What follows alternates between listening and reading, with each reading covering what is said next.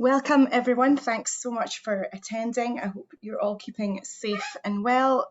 In this session, we're going to be discussing today how to get the best for your client beyond the personal injury settlement.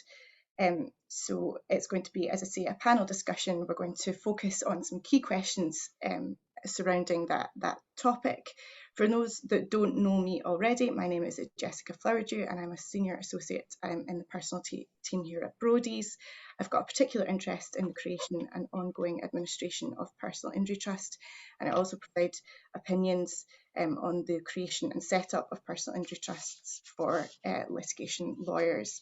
I'm joined today by Kim Taylor, a case manager at JS Parker Limited. Kim is a member of the British Association of Brain Injury Case Managers and the Brain Injury Network Group. She mostly works with clients post-trial. I'm also joined by Graeme Lind, a partner at Tilney Group. Graeme has particular expertise in helping those affected by serious injury structure their compensation settlements. And I work regularly with both Kim and Graeme on for clients post-settlement. We're also delighted to be joined today by one of Scotland's most eminent personal injury advocates, Robert Milligan QC. So thank you very much for giving up your time today to join us, Robert. As I said, this is an informal discussion. We'll focus on a number of questions that we think are really important when considering how best to look after your client post-personal injury case settlement. As you well know, I'm sure personal injury cases can take years to litigate or negotiate, and we believe ensuring that your clients have the right support in place as early as possible is key. So just to start on that and to get back to basics, we want to focus on the first question. What is the purpose of a personal injury trust, and how do we as professionals work together to get the best for your client? So from my perspective, a personal injury trust is set up to hold compensation for injury while preserving the beneficiary's entitlement to their means-tested benefits. The long-term objective of the fund is to provide for the injured person. So the aim here is a bit different from a family trust, for example, where the objective is perhaps to pass down wealth to future generations or to mitigate exposure to inheritance tax. The purpose of the fund here is for the money to be spent on the beneficiary to improve their quality of life, but also to ensure that there's a support network around them to manage that spending, to make sure that the funds last throughout the lifetime of the beneficiary. And we work together as a multidisciplinary team to arrange care and access support for the beneficiary, to ensure that the funds pay for the beneficiary's needs and requirements both now and in the future, and also to ensure that the trustees comply with all their legal obligations. And particularly with Graeme and Kim, we often form a sort of panel of trusted advisors working together with the client and with the beneficiary and with the trustees to bring different perspectives and different expertise. As part of the way we work together post-settlement, annual review meetings with the trustees and the beneficiary are such an important aspect of the work that we do, and such an important aspect of the trust administration. It's an opportunity for us to come together to meet the beneficiary, to meet the family, to meet the trustees. Often beneficiaries don't feel comfortable talking about issues over the phone with us or over email, and we often elicit quite a lot of important information at these review meetings where they feel perhaps more comfortable discussing issues face-to-face and concerns that they might not otherwise have shared. So that's a really important part of the work that we do. Kim, I know that you have strong views about the benefits of having this kind of support in place. So what do you think the purpose of the trust is, and how do you think that we work together to get the best for the beneficiary? I think it's really important to have a team that understand the focus of the client involved and the person at the heart of it, to make sure that not only they have the kind of lifestyle that they'd like to have, and the things that are valuable to them is kind of at the key of all the decisions that are made. And I think you mentioned the annual review meetings and having a trusted panel of advisors, and I think there's a real benefit to doing some work ahead of those annual review meetings to kind of consider what is it that's important to them? Because especially if someone has, for example, a brain injury, they maybe aren't planning what they want to do for the next year. So that's often where a case manager can help and kind of say, you know, what is it that you want to do, and make sure that those goals keep running and that that process is as smooth as possible, and it's not 6 months down the line there's a massive surprise for a big spend that could really impact their investments or the other things that the funds have been earmarked for. So I think it's really important that we've got that kind of connection with each other as well. And it's quite daunting for a lot of clients coming into the annual review meeting, especially if it is in a kind of legal office, and if they don't have a lot of contact with the wider team regularly, it might be a little bit intimidating. So having someone there that can kind of remind them what they wanted to cover can be helpful. Yeah, absolutely. And I think just you touched on that, but that continued connection between us. So we're almost in constant contact with one another, and these types of clients do need as we know, quite a lot of input. It's a sort of, it can be a really regular contact, and it's a full-time job in and of itself sometimes. So it's important for us to work together outside and before those annual review meetings. Graeme, what's your perspective on this, and what the benefits of these types of trust structures are? Yeah, I think at outset you're in a situation often where there's a significant lump sum being paid, and it almost comes out of the blue because the litigation's been going for a number of years. And then all of a sudden the individual and their family are faced with, well, what do we do now? And I think at that point it's our job to try and provide them with the peace of mind that they can afford to do the things that they want to do, whilst also highlighting elements of expenditure that might not necessarily be the most intelligent at that stage. We've all seen that. We have, yeah. And sometimes it's difficult if there isn't a conversation at the start. The spending patterns can often be established, and it's very difficult to then change them. But I also think in terms of the reviews that we have, we often see those people at their very rawest, and they're not necessarily going to have conversations with us during the year that come out at the meetings. And the meetings really allow us to find out, is there really anything wrong, and what do we need to do to try and make it changes to any part of what we do, to make them all feel more comfortable, and to make their lives better than they are. Yeah, because that at the end of the day is what it's all about. It's about the trust is about making their lives better. It's about having that support, having access to that money that's going to improve their quality of life. Robert, what from your perspective, because you're obviously coming at this from a slightly different view, what do you see the benefit and the purpose of a personal injury trust being? Well, obviously the key one is protection of state benefits, or in some cases residential care or local authority provision. So that needs to be explained very carefully, particularly to people who have suffered serious injuries.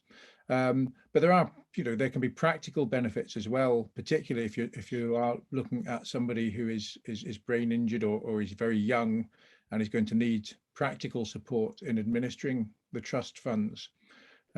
So yeah, certainly from my perspective, it's something that I would hope has been discussed by the time I get involved in the case, because sometimes I might not come into it until fairly late in the day.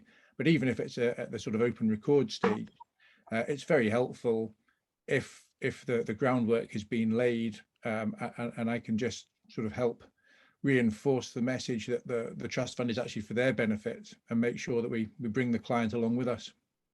Yeah. And I think you touched on a really important point there, that particularly where a young beneficiary is concerned, and we've spoken about this, Kim and Graeme, loads, is that sort of, it's a really overwhelming feeling to suddenly have all this money and and a lot of the time these types of clients don't have any experience of dealing with professionals, have never been involved with anything like this, don't understand large amounts of money, would never have had a reason to speak to lawyers, to speak to financial planners, to deal with any of that sort of stuff. So having that support network in place, these trustees, and taking them along with you, and making them understand what the benefit of that structure is so crucial. And I suppose that you mentioned, Robert, there, the interaction with means tested benefits and local authority support. So that sort of leads us nicely onto that point, and the fact that obviously, as we all know, a personal injury trust will allow the beneficiary to ring fence their compensation award for the long term and allow them to preserve those vital income streams that have perhaps already been established prior to the settlement, because, as we know, often injury means that you're perhaps unable to work. Your life has changed fundamentally in that respect, and you'll perhaps be relying on those income streams. And you also mentioned there the local authority assistance, which is really key as well, and a personal injury trust can be beneficial in terms of securing that local authority assistance, for example, in the form of self-directed support, and that's certainly what in my practice, and I know in Kim's and Graeme's, that we see most often. Local authorities do have discretion as to whether to take the award into consideration, and we have all seen differences of approach depending on which local authority is involved.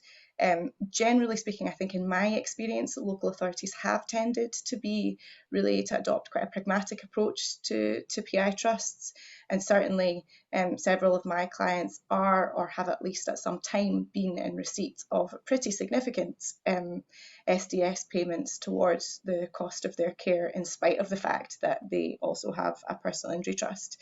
The SDS payments almost never fully cover the cost of care. So the way that I've seen this work in practice is that we receive the SDS, that goes towards the cost of the care, and then the trust kind of tops up any additional cost over and above that. And obviously access to that type of funding towards care can really ensure the longevity of the fund, because almost always care costs a lot more than anyone ever thinks it's going to. I did have one case recently where a local authority has asked me to provide a breakdown of the award. So they wanted to know what part of the award had been made in respect of future care. And unfortunately, I wasn't able to provide that because the case had been settled out of court. And the award was made as a result of a negotiation. So in practice, in many cases, that's not possible, and I'm still waiting for the outcome of that case. I don't know what the local authority is going to say about that.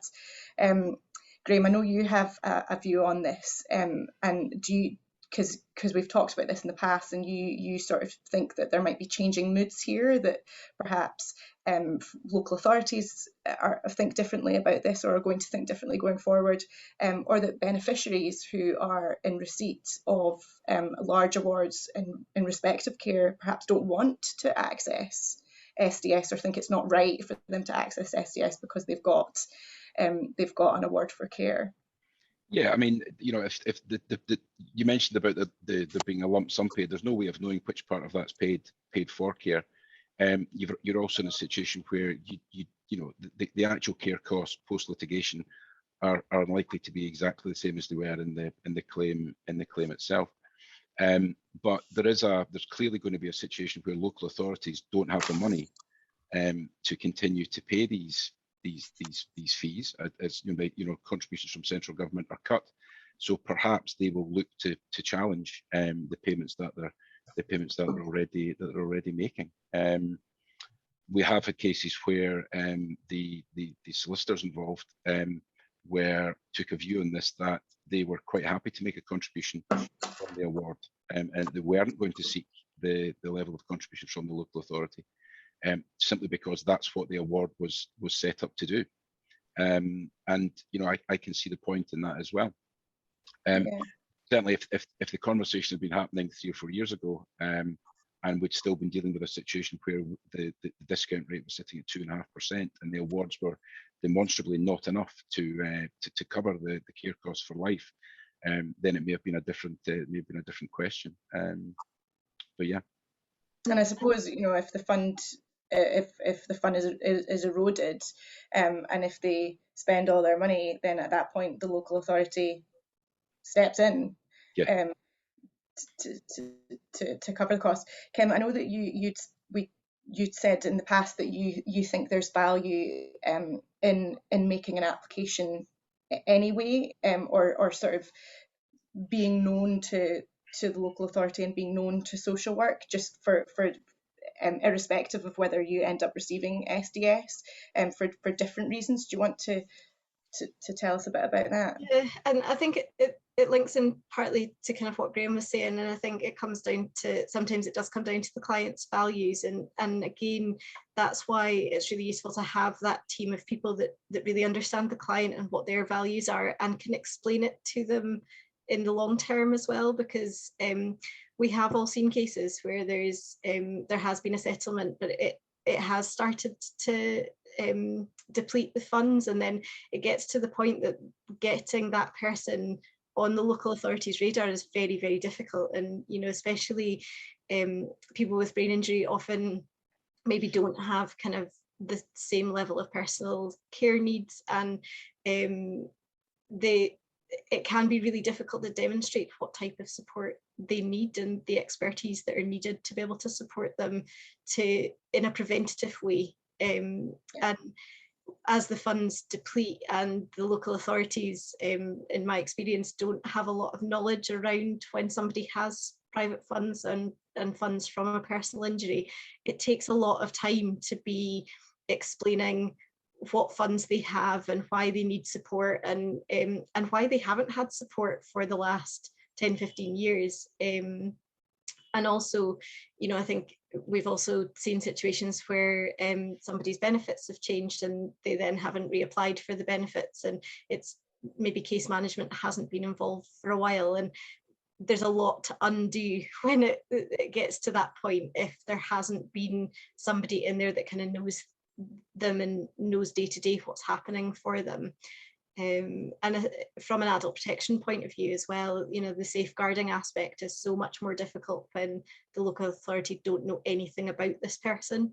And the reality is that a lot of the clients that we work with are deemed at risk of harm and abuse, and it can often be that these things do get missed if it's not seen day to day what's happening for them and flagged up early.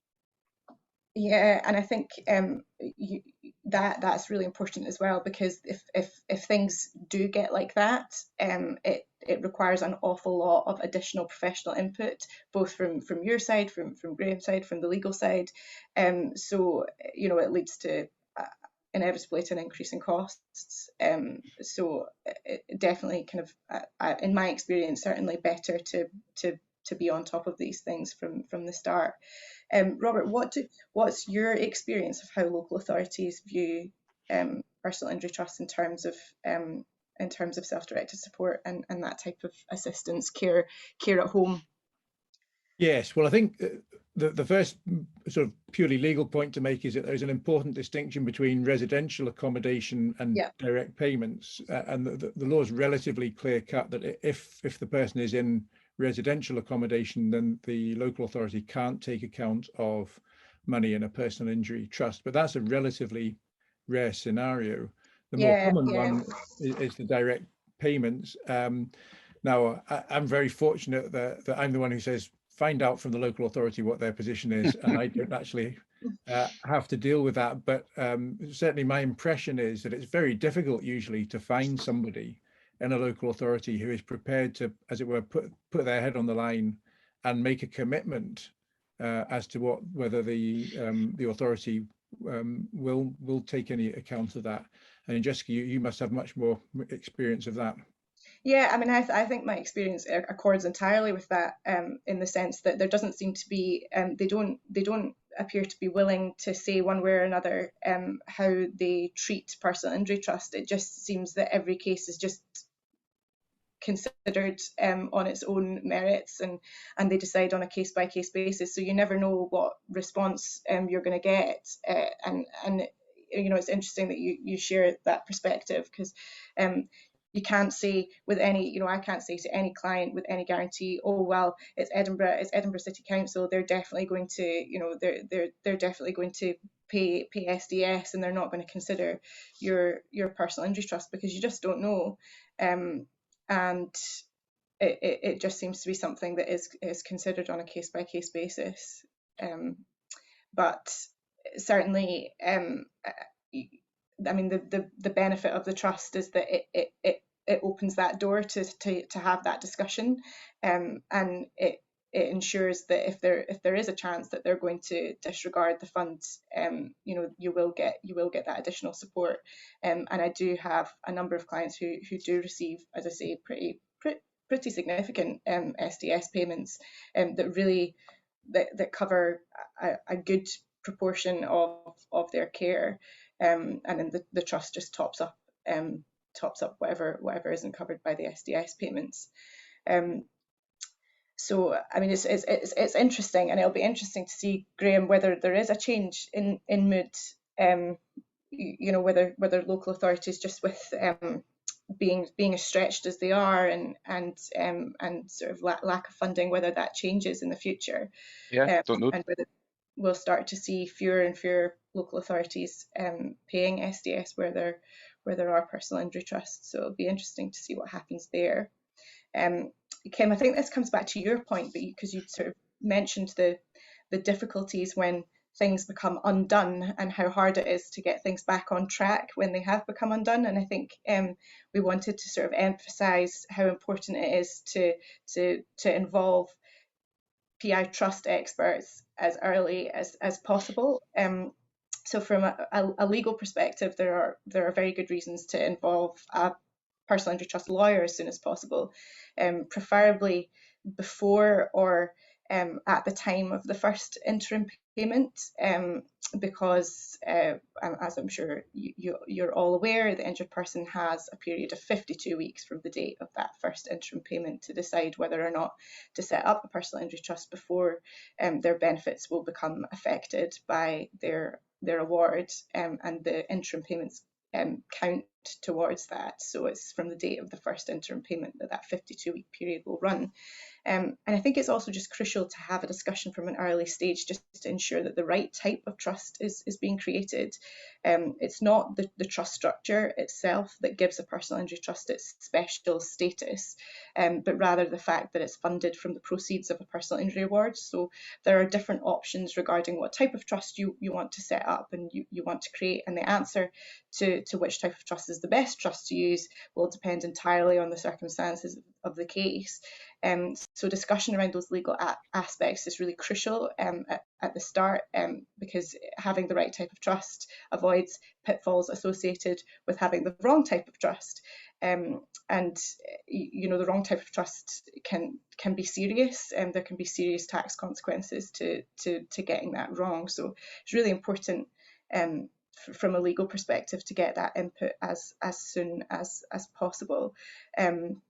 And I mean, I'm sometimes involved in cases way before settlement, to provide opinions for litigators on the costs associated with running a PI trust, but also again the benefits of a PI trust, and depending on the case, what type of trust is the best option. I know that, Kim, you feel very strongly from a case management perspective that early input is really key. Do you want to tell us a bit about why you think that that's really important? Yeah, I think again it's that kind of having people that the client can trust as well, because I think the litigation process is really challenging for clients, and you know, you already mentioned it can go on for so many years, and it can feel quite relentless, especially with lots of expert assessments and things, and quite often clients kind of are ready for them just to have a bit of space, and that can be really challenging, although I totally respect why they feel that way.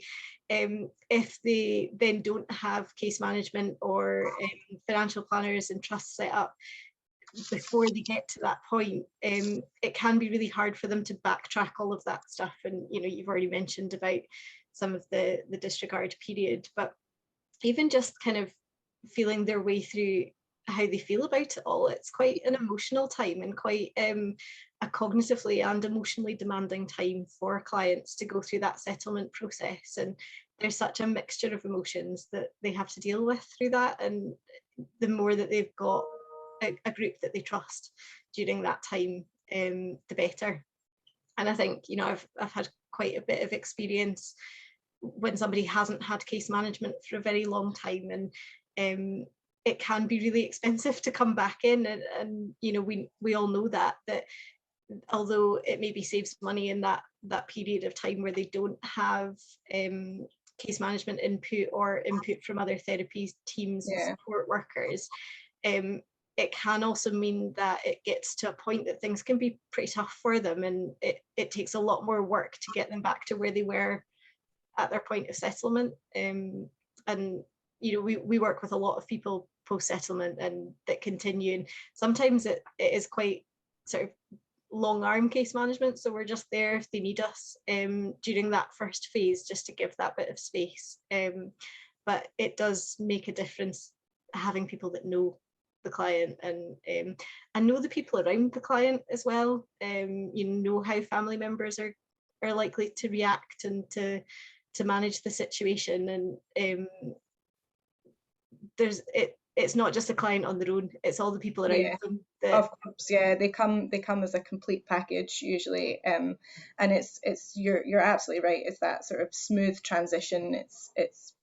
It's an overwhelming experience. The litigation, as you say, is relentless. I think that's the right word. It just can feel really relentless, and there's this feeling, I think, at the end where suddenly they think it's all done, that's it, it's finished, and they don't want to speak to anyone, and they just want to. We've had a lot of experience of people saying, I just feel like my life's not my own. I feel like I'm just not in control of my own life. And the beauty of a personal injury trust, and you mentioned, Robert, that idea of taking them along with you, is the idea that actually that's the route to your freedom. The purpose of the personal injury trust is there to support you, and having the right support in place allows you to.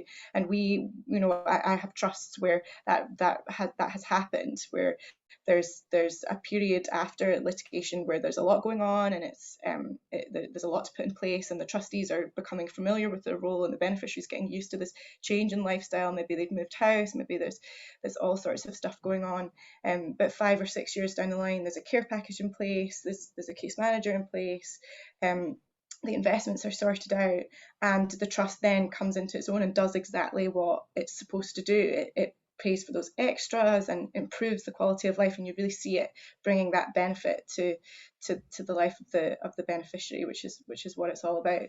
I know, Graeme, that you have maybe a slightly different perspective here, because while you, I know, want to sort of get involved early, there can be challenges for you from that perspective, because you don't always know how much money there's going to be. Yeah, we're never going to know until the case settles how much money is actually there. So it can be a little bit difficult to have a conversation and talk about what this actually means in terms of what can be spent. But I think it's still important to be involved, to introduce what we do, and just try and give the peace of mind that we're on their side, and that we're basically trying to make sure that the money's set up in such a way is that they can forget about that part of it, and they can get on with their lives as far as possible. That we're going to work with you in terms of setting anything up appropriately to get them to where they need to go with the minimum of risk. And as I say, there to help. But what you can't get into is conversations necessarily with the pursuer themselves about here's what we can do with the money. But what we can sometimes do is have conversations where it's almost a question of, if the award were X, would that be enough? and then we can run all sorts of different scenarios in terms of how much they need to spend and when, and often that can help out in terms of negotiation. Yeah, yeah. Sorry, Kim. I think that also links back into kind of knowing your client as well, and knowing whether, you know, for a lot of people with brain injury, it can take quite a long time for them to become familiar with who these people are, and often it can just be names that are mentioned in a meeting. So is it useful for them to have a photo of who you are with your name next to it in their phone, so as if you do call them, they know who you are later down the line?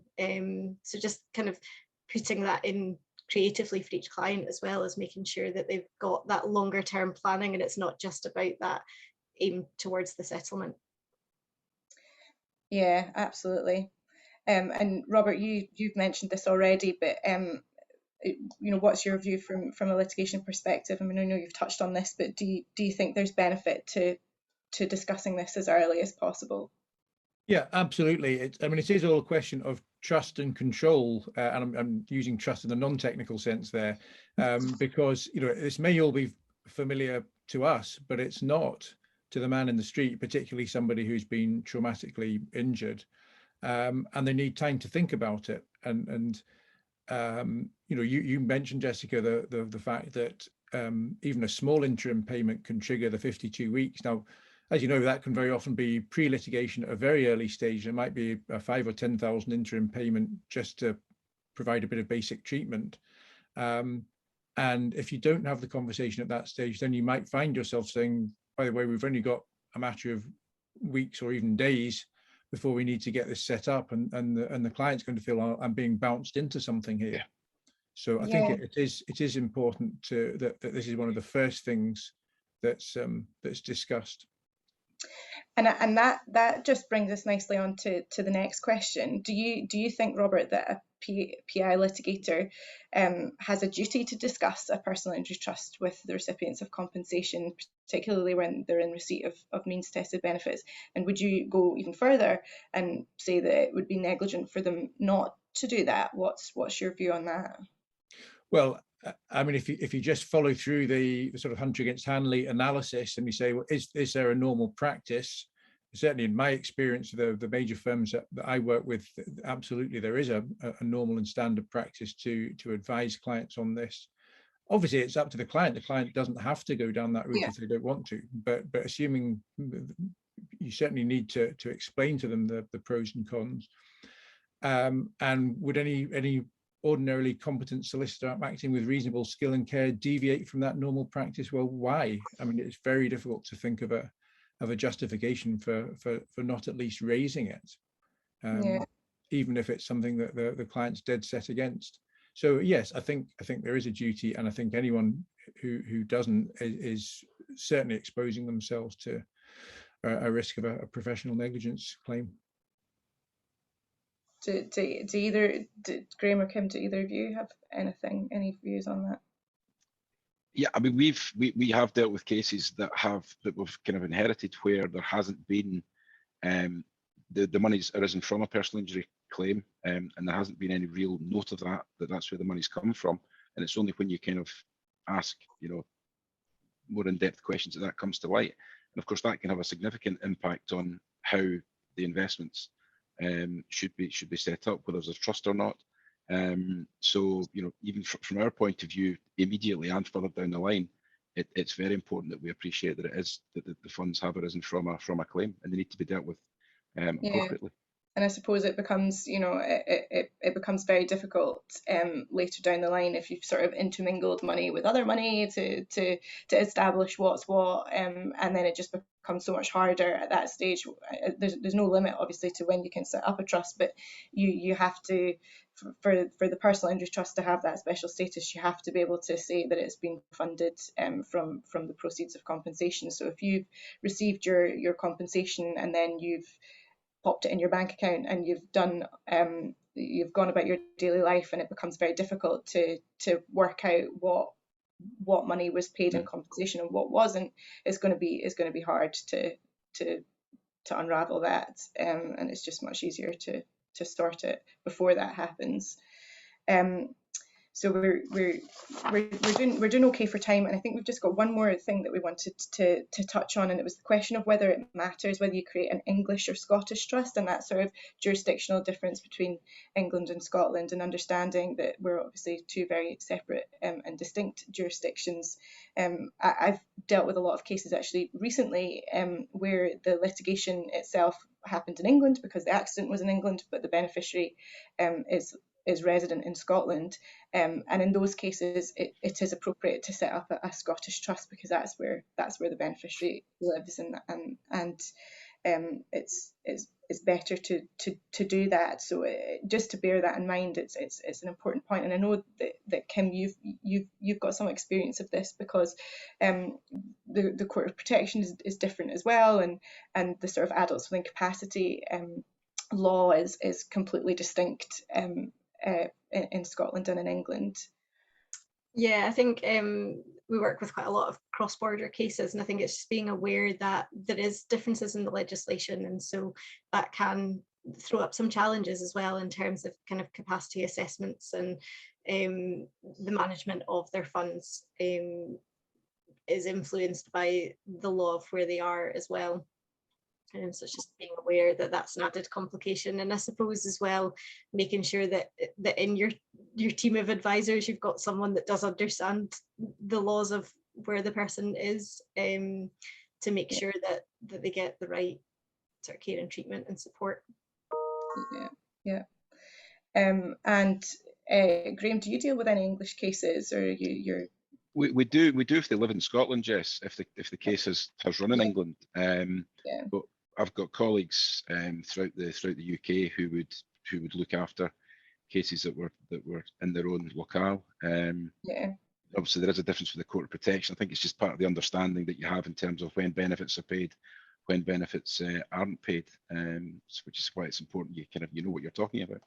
Yeah, and likewise we have colleagues, English trust lawyers as well, who can advise on English trusts. But I think the important point there is just to be aware that they are different, and to have that in the back of your mind. So I think that probably brings us to the end of our chat, unless there's anything else that any of you want to add that you think we've not covered. I think just one thing, I feel like we've covered quite a lot when money starts to run out, but actually there's also a real risk of the opposite, that these are, of course, these massive funds that people aren't used to dealing with, and compared to the savings that somebody might ordinarily have had, spending these kinds of amounts of money is quite daunting. And so again, it's just something we can help people understand and help people kind of reason through with that financial planning, and to say this is funds that you have for these reasons, and kind of normalize the funds that they have, because I think it's quite daunting in both directions for people.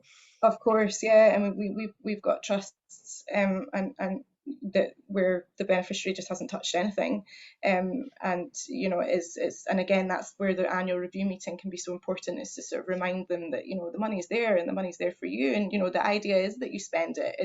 And the ideal scenario is that the trust runs out on the day that person dies. It's served its purpose because it's lasted the rest of their lives, and they've used the money.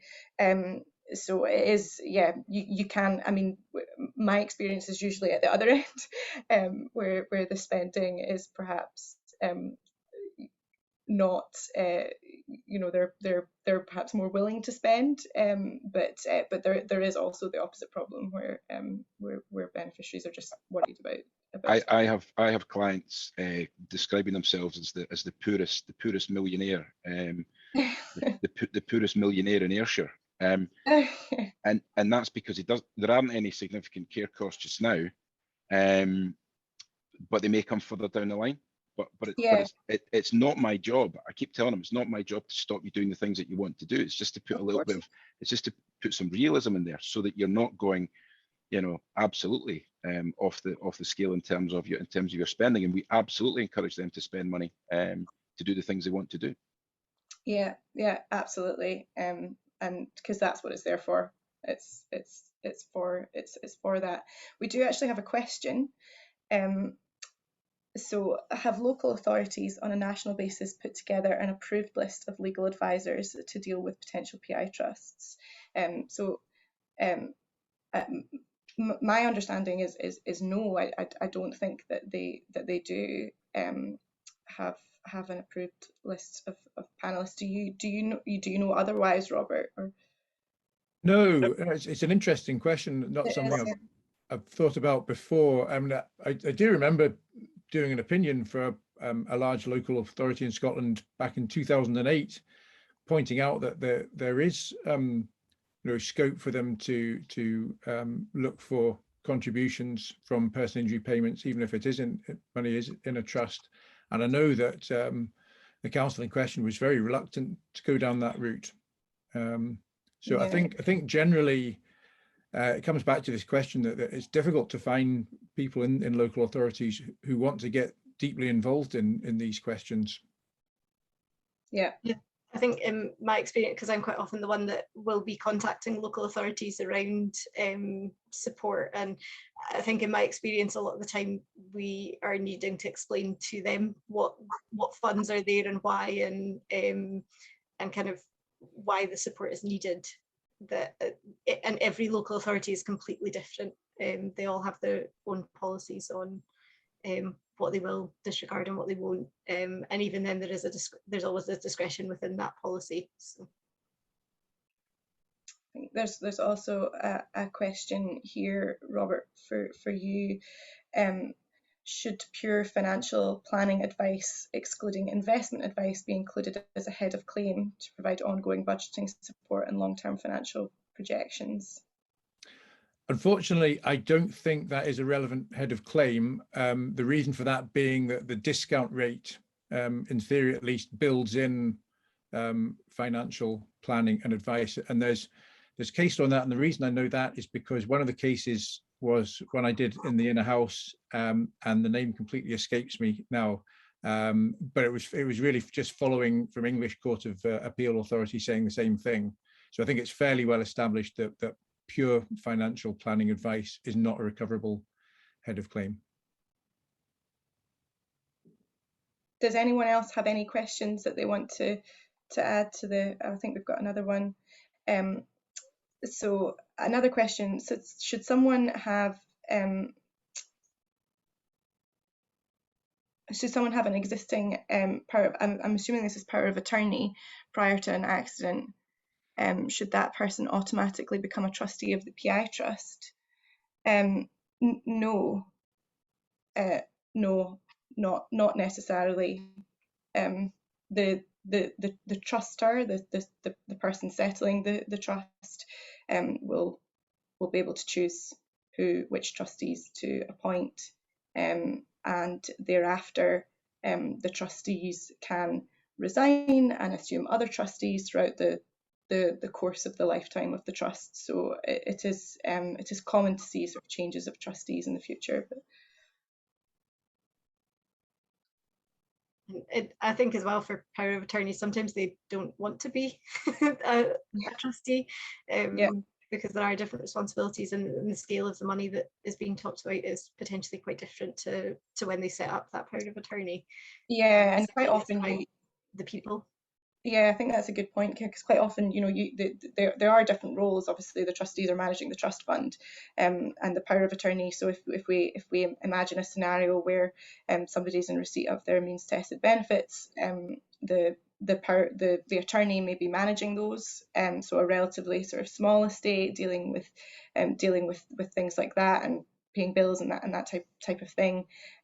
Whereas the larger the larger trust fund is managed by the trustees, so it can be very different estates that they're dealing with, and the roles are distinct and not necessarily the same. So I think that's us at time. Thank you all so much for coming. If you do have 5 minutes to complete the survey, that would be great. It's 5 quick questions, so if you do, that's great. But we will thank you very much for coming, and I hope it was helpful.